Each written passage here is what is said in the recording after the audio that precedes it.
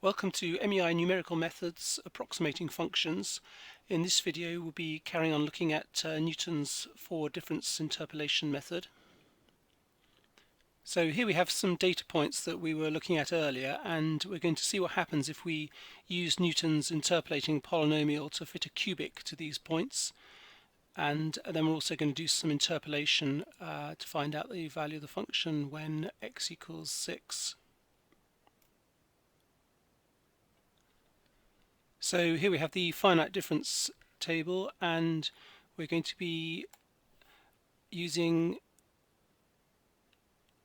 f of 0 there, and then delta f of 0, that's f1 minus f0, and then delta 2 f0, so that's delta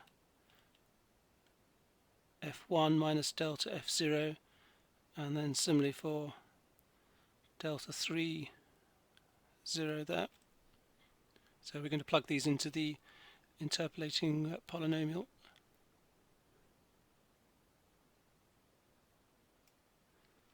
So here we have the interpolating polynomial that we're going to use, and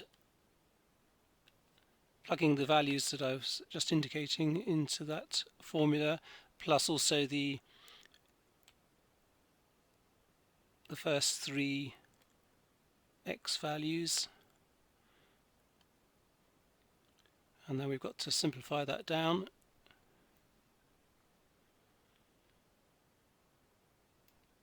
Which eventually gives us that cubic at the bottom there.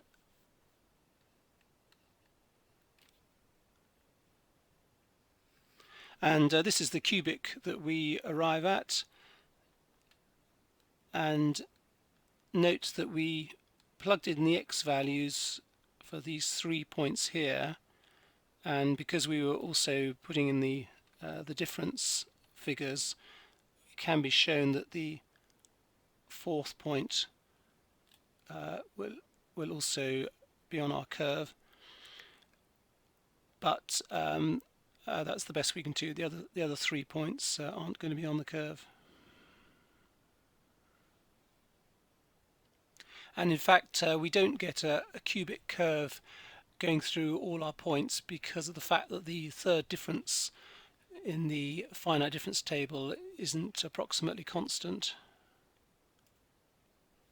as we can see here, because we've got minus 4, 0, minus 1 and 2 in the third difference column. And so we've only got a good fit for our points close to the starting value x0.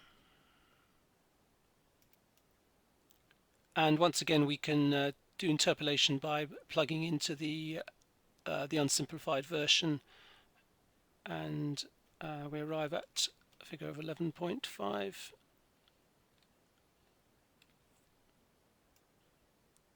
Now, of course, we don't need to center our cubic about x0. We could, for example, start on x3, and so we'd be using f3 as the initial value of our function, and then the 3x values would be x3, x4 and x5. And we can see easily that this curve must go through the point x3, f3, because when we plug in x equals x3, all but the first term on the right hand side vanish, and you can show algebraically that for the next 3 points, so when x equals x4, x5 and x6, that they will also go through the required points. So when we start with x3, which is the 9 there, we've got f3 there, and then the 3 differences that we're using are those ones there.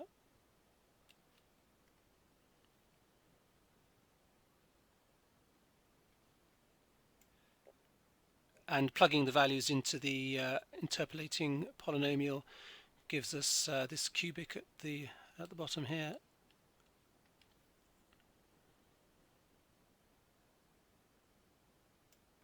And we can see that the curve now goes through the points x3, x4, x5 and x6, but the shape of the cubic has changed dramatically from last time. So that completes the videos on Newton's forward difference interpolation method, and we'll be looking at an alternative method, Lagrange's method, in the next video.